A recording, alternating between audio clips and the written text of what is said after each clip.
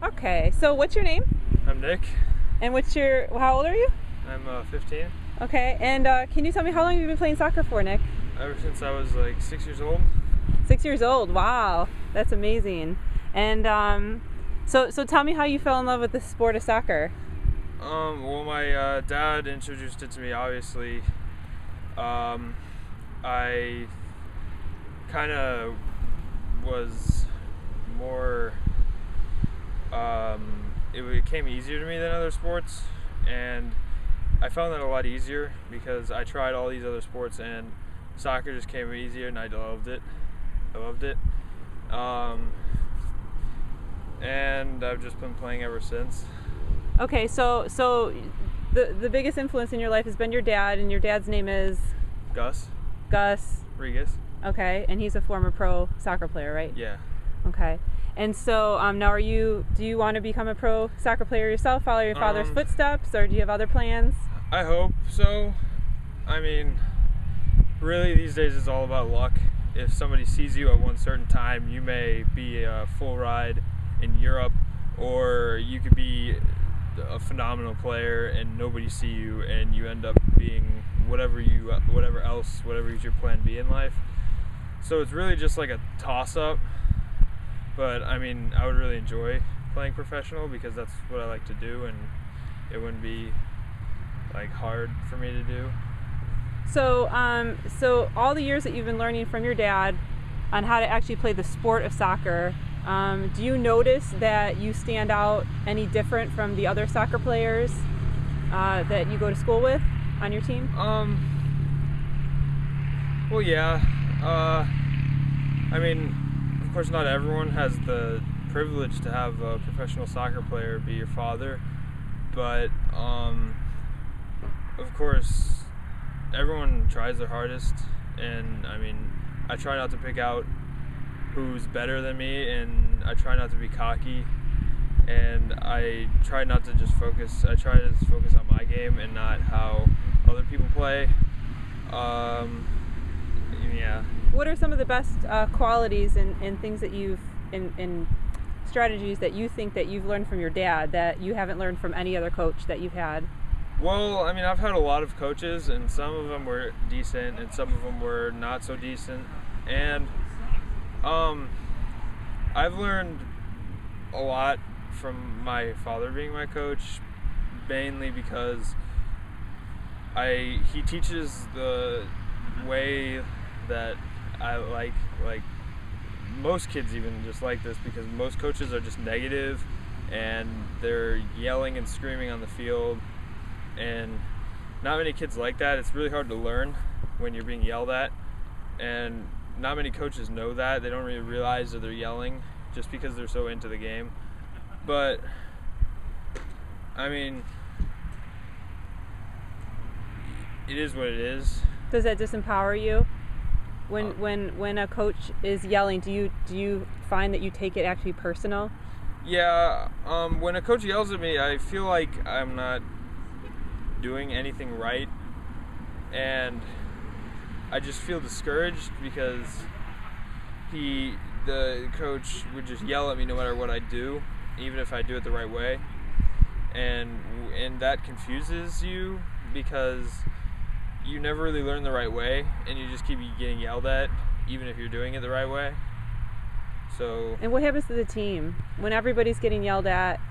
What happens to the team, the sense of family and closeness? You lose the sense of being a team, and you just a couple players just start yelling because the coach is yelling, and if the coach yells and then the players yell at the other players, then of course the other players are going to retaliate, and it's not going to be a team. It's going to be 11 people on a field yelling at each other, and that's not really going to work out, because in soccer you have to be, as my father taught me, you have to be one team, not 11 individuals playing.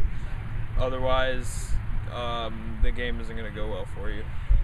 You have to work as a team with your teammates, and you have to be friendly with your teammates and positive. And if one person's having a bad day, you can't just say, "Oh, you're bad, please just don't play, you're terrible, and that's not going to make the other player feel good. And then if the other player that's having a bad day sees another player having a bad day, it spreads like a rumor. And do you think, have you experienced even it trickling down to the parents of those players? Yeah, the parents really get into it. They're on the sidelines and they're yelling and they're bleeping, and it's not really a good environment after a while. And it all starts from the coach, and it just trickles down. If the coach yells, everyone's gonna become more negative, and it's really hard to keep your head up when you're constantly being yelled at. So since your father has a European soccer background, have you felt that over the years, because you've learned the European style of soccer, you've had a slight edge over other players that you've played against? Yeah, I know all the different kinds of styles. There's the English style, there's the American style, there's the Spanish style, Brazilian style, Mexican style. There's all different kinds of styles for every country, and my opinion is that the Spanish style is the best because you get a sense more of how the game goes, and like open up space, take the ball down the line, create chances, and that's just I think the best strategy, and I think that's been helping me out, learning one of the greatest strategies in my opinion for playing soccer, and it helps me in my position. So now, outside of soccer, in just becoming a very good athlete, what has your dad taught you that is really important outside of soccer that's going to help you in your game? What are some of the things that he teaches you? Well, of course, he teaches me to do well in school, and to eat right, and to sleep right. And of course, eating right and sleeping right is really not too hard for me to do, considering I'm surrounded by it. My whole family is nice and healthy, and there's no diseases, and I mean, it helps if you're surrounded by healthy things. So my opinion is, if you're trying to become a good soccer player, try to eliminate all the things that tempt you to eat bad things, or that tempts you to a video game that you like, even though it's really hard. You should probably get rid of it if it's keeping you up till 2 in the morning. And if you, of course, my favorite snack is munchies, and sometimes I try my hardest I have to resist, because they're my favorite snack in the whole world, and sometimes I just really want them. But if I have a game in the morning, I can't go and buy a whole bag of munchies and eat it and stay up until 2 in the morning, because my game will be very poor. And that also just ties into all the negativity. If someone's down and they're walking around and they don't want to be there because they're tired and they have a stomach ache, and it doesn't really benefit the overall positivity of the whole team. So it actually affects the team in the game. Yeah. So what about peer pressure? So how do you handle peer pressure when, let's say, you're with a group of 4 other boys and they're all getting ready to, eat out some junk food, and how have you learned to just overall eat healthy as an athlete, and how do you handle peer pressure? Well, sometimes I recommend that you are who you hang out with, because if you hang out with people who aren't athletes, they don't play any sports, it doesn't matter what sport, it could be soccer, it could be football, baseball, anything, but if they don't play any sports and they do all the things that you've been told your whole life not to do, it's probably not best to be close to them. You could be their friend, but I mean, you don't have to hang out with them after school, or you don't have to go over to the house and hang out for the night, because that's just gonna it'll get your mind to those other foods and that sleeping habits, and you'll end up just sleeping like that, and even though that's sometimes enjoyable to eat some foods like that, or to stay up all night. It's even more enjoyable when you can dribble around 2 players and score a goal for your team, and I think that's way more enjoyable than eating munchies and playing video games. What have you learned from your father about the value of education and the importance of soccer, and how to kind of balance both? Well, my dad always taught me that you should put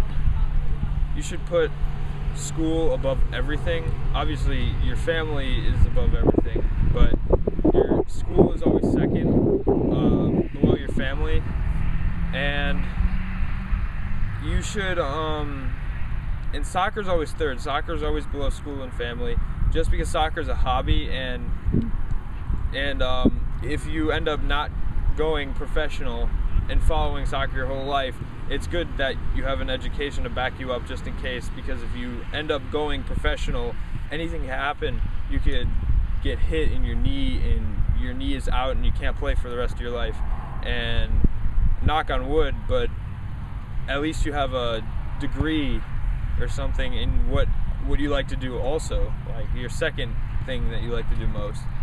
And you have a degree in it, and you can go and make a job out of it, and you can still have fun and make money and make a living at the same time.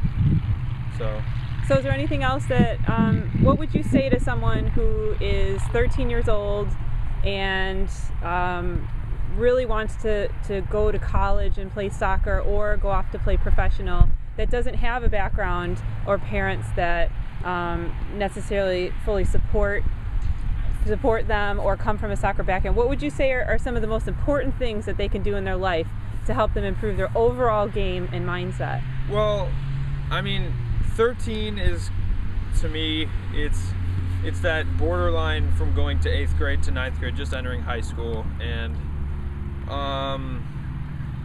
in high school, you have a lot of pressure and homework and all the time, and sometimes you just, like, if you start the habits early, like eating well, sleeping well, and doing your homework and all that stuff, if you work on those habits early, you can carry them out through high school, and it'd be a lot more easier than you trying to work on the habits while you're trying to do all this other stuff, and it'll confuse you. And because in 8th grade, they're just preparing you to go to high school, and it's not nearly as hard as high school, so you have a lot more time on your hands to just think about, okay, so what am I going to do in high school? Am I going to go for soccer? Am I going to go for something else? And that's kind of like the decision-making time. Also, I really think that it'd help to have a really good coach, because if you have a coach that's teaching you the wrong thing your whole life, but you believe it's right because it's your coach and you have to believe your coach, but if your coach is teaching you the wrong way the whole life, and you don't know that he's teaching you the wrong way, and then you go into high school and you're no longer with that coach, and all of a sudden you're just like, oh, whoops, I'm doing it wrong my whole life, and I didn't even know it. And so it'd be a lot harder for you to like learn new, because you've been playing this way your whole life,